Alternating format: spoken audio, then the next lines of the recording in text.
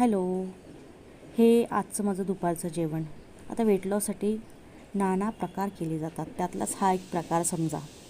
तर बनवणार होती मी स्वीट कॉर्न आणि मशरूमचं मंचाव सूप, पण त्याची मी भाजी केली आणि नाचणीची भाकरीसोबत मग ती खाल्ली आणि काकडी घेतली. हा पण एक वेट लॉसचा एक प्रकार.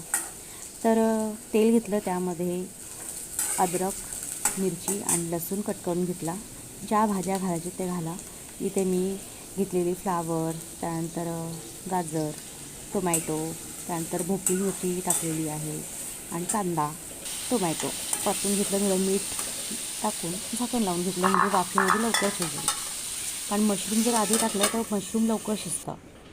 आणि मग इथे मी ऑरेगॅनो घेतलेला आहे, त्यानंतर स्टार्च घेणार आहे, कॉर्नस्टार्च, त्याची स्लरी बनवून टाकणार आहे. इथे सोया सॉस आहे, चिली सॉस आहे, थोडं शेजवान चटणी पण टाकलेली आहे. त्यानंतर चिली फ्लेक्स घेतलेले आहे आणि इटालियन हर्ब्स असं घेतलेलं आहे सगळं काही. कारण सूप बनवायचं पर्पज होतं, पण मी भाजी बनवली. पण भाजीसुद्धा छानच लागली. आणि ती जर आपण थोडी पाणी टाकून जर बनवलं तर ते सूप होणार. तर यामध्ये मग टाकले मशरूम. आता मशरूम पण मी वाफेवर शिजवून देणार आहे.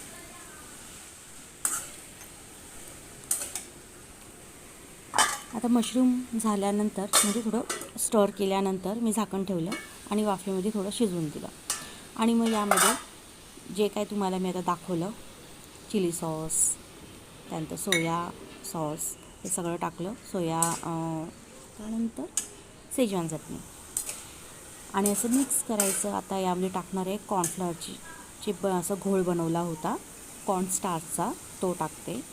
आणि आता पाणी तुम्ही ॲड करू शकता सूपसाठी, पण मी पाणी थोडं कमी ठेवलं आणि थिक अशी भाजी तयार झाली. पाणी टाकलं मी त्यामध्ये, पण ते घट्ट झालं थोडंसं, पण मस्त लागत होतं. मग मी नाचणीची भाकरी बनवली आणि मग याच्यासोबत मस्त केली.